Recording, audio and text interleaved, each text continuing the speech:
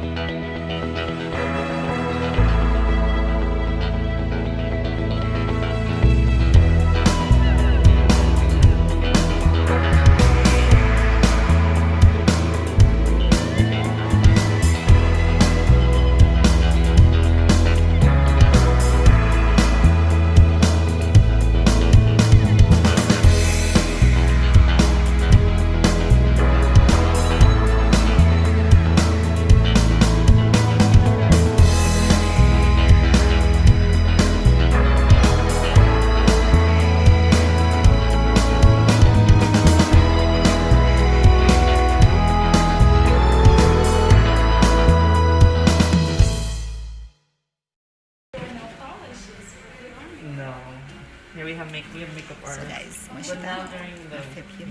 not much. Very nice.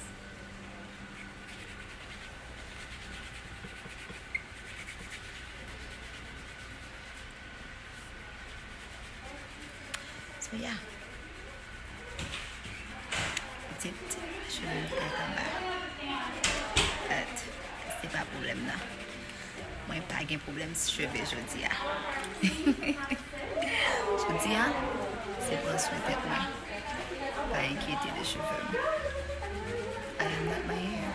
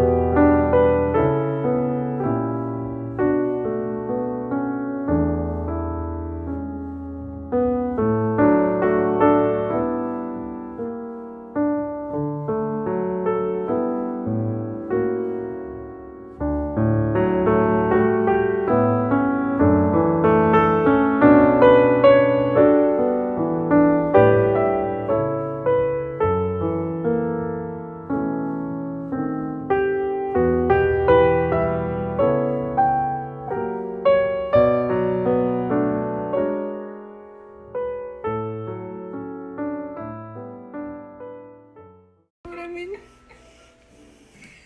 That is so funny. So yeah guys, so oui, moi fini. Moi se pour un massage là, massage là le Royal Rescue. Do you know what that means? Ouf, c'est sauvé ou sauvé. So Noah fait exactement ça le dia. Treating like royalty over here. Look at me. Ooh, I love it here. Je ne sais pas si nous attendons parce que je parle en genre vraiment pas. Mais, anyways, spa day is done and I feel so much better. Tellement senti mieux.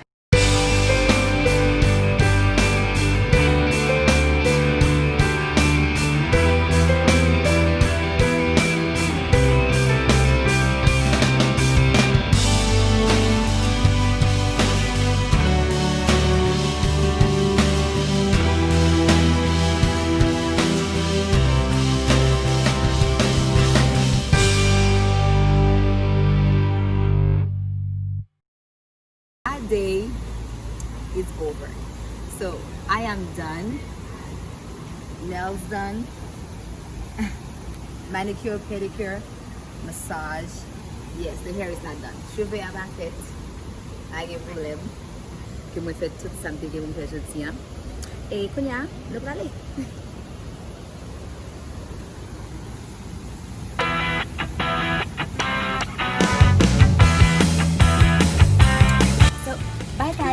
Merci d'être que vous regardez toute vidéo ça aujourd'hui. Merci d'être que vous branchez avec moi l'autre fois. Vous êtes branché avec Misalon. Là où encore dans l'autre vidéo. Pas oublier abonner avec la chaîne là, partager, baliser le en l'air et puis suivez-moi dans tous les réseaux sociaux. Merci. Bye.